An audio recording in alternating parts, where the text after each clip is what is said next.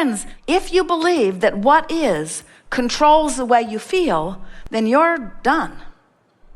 If what is controls the way you feel, then you have no possibility ever of changing your vibration, which means you look at what is, you vibrate about what is, the universe gives you more of what is.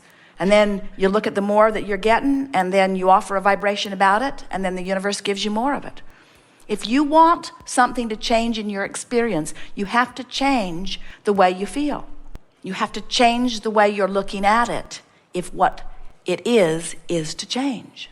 So, we like to talk about the emotional journey. We want you to become vibrationally aware. We want you to care more about how you feel than about what is. We want you to start controlling how you feel about what is. Because when you start controlling how you feel about what is starts becoming more of what you want. You can tell by the way you feel whether you're marching towards something that you're going to like when you get there, or whether you're marching towards something that you're not going to like when you get there. So when you look at powerful people, charismatic people, people that you call masters of whatever it is they are masters of, it is because they want something that they believe they can do. When you are a vibrational match to your own desire and you are sending one signal, you are literally invincible. Nothing can keep it from happening. And you hear of those people who are so stubborn, you might call them, or determined. In other words, they hold themselves in vibrational alignment with what they want. They don't allow themselves to split their own energy. Everything that you are living has only to do with whether your energy is aligned or whether your energy is split. Because when your energy is split, you water down your power. When you say, I want this, but you're offering two signals that are in contradiction to each other, and the universe cannot respond to your clear signal because you're not offering a clear signal. But when you fork your way up the emotional scale and you come into vibrational alignment with what you want, so you are sending one signal, then it must be. It is law. It has to be. Heaven and earth part. Amazing things happen. People who don't understand this, who don't understand about forking, who don't understand about closing the gap, who don't understand about vibration, stand back in amazement and complain at your good fortune when they don't have the same good fortune. Everyone is entitled to this same good fortune, but you've got to work your own magic. You've got to work yourself up that emotional scale. You cannot continue to fork off in the direction of what you don't want and then be surprised when what you don't want manifests. So here's how it works. You've been banging around, you're out here, you haven't really known about this stuff. Things happen, things you want, things you don't want. You've offered all kinds of vibrations, and your vibrational future is full of all kinds of things that you want and that you don't want. Because every thought that you've been thinking has caused you to launch rockets of desires. So let's say that you went to the mailbox and you got a big bill, and your awareness of your current checking account balance tells you that you cannot pay this bill. You can't even come close to paying this bill. And you think, oh my God, what have I done? And so as you're standing there in this discomfort over where you stand, what we want you to be aware of is that what you do next has everything to do with whether you will open the flow of money and make it better, or whether you will continue to shut down the flow of money. As you make a decision that you care how you feel, and that you care more about how you feel about not having enough money than you do about not having enough money. In other words, my attitude about this is what really matters, not my current state of abundance, because my current state of abundance or health or relationship will change as my vibration changes. So my emotional response to this is everything. So you sit down and you open the bills and you face the reality that you're living, and you feel overwhelmed with your current situation. So there you are. There you are. Your desire for abundance is over here, and your current vibration relative to money is over here. So you say to yourself, I am in such trouble, I don't know what I'm going to do, as you move in the opposite direction of what you're wanting. And then you say, things just cost so much as you continue to move in the wrong direction. Or something like that. We're just giving you hypotheticals of what you might say. Then you say, it's just not fair. And then you say, they're not paying me nearly what I'm worth. And about then, you remember Abraham demonstrating to you you're forking off in the wrong direction. And even though in the last minute you forked several times in the direction of what you do not want, you're aware that you're doing it, and it just sort of is happening to you because law of attraction can't give you thoughts that are very far from the thoughts you're thinking and how you feel. But now you decide to sort of take control of your forking process. So you stop somewhere and you make an effort to move in the other direction. And you say something like, well, maybe things will get better. And then you think, yeah, right. And then you think, well, things have gotten tight from time to time, and I usually figure a way out of it. And then you think, yeah, but look at where I am now as you fork back.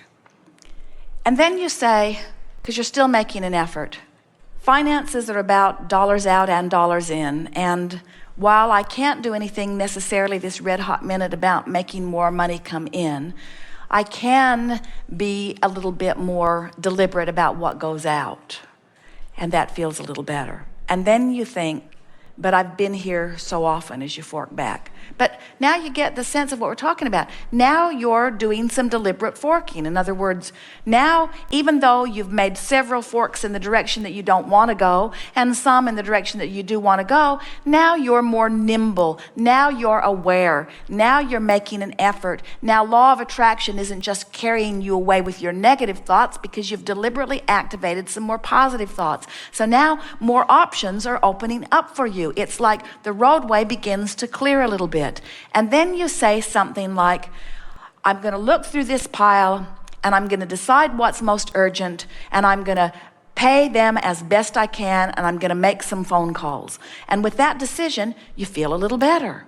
And then you say, I'll do it later, and you walk away from it. And you have, through this small effort, left yourself in a better vibrational position than when you were at the mailbox earlier. You've changed your vibration. And the thing that we want you to know, that we don't think you know, that we want so much for you to know, because when you know this, your life will be transformed, you know? We want you to understand that that small effort has changed your vibrational point of attraction. And now you have access to different forking points. Now you have access to different rendezvous. Now, with just that little bit of effort, different vibrational mind patterns are going to start to break loose for you. And your timing with things is going to be better. And your awareness of where you are financially is going to be more keen. And all kinds of things are going to improve soon. But the most important thing is you have improved the way you feel now.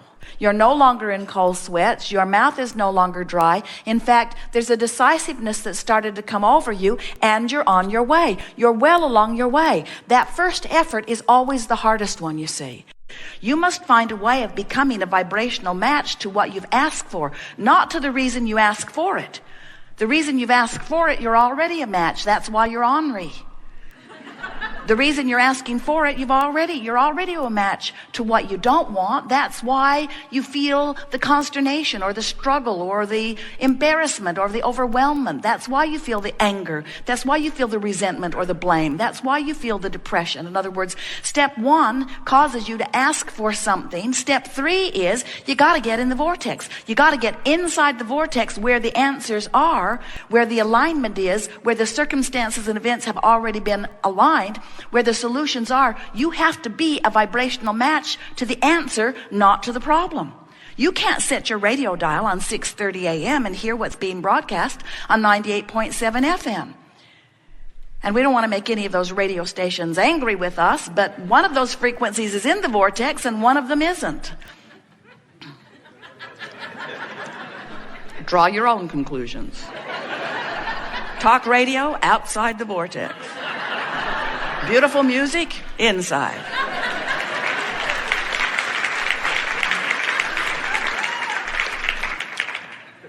So when you get your mind around this and you realize that you are a being with 2 vibrational vantage points that are in every waking moment playing off of one another, then you can understand why you feel the emotions you do. When you feel joyful, it's because there's no resistance within you. When you feel painful, when you feel ornery, even if you have physical discomfort, that means there's resistance within you. And that resistance is your attention to something that has a lower frequency, that lowers the frequency of your vibration and holds you in, hear this, an unnatural place.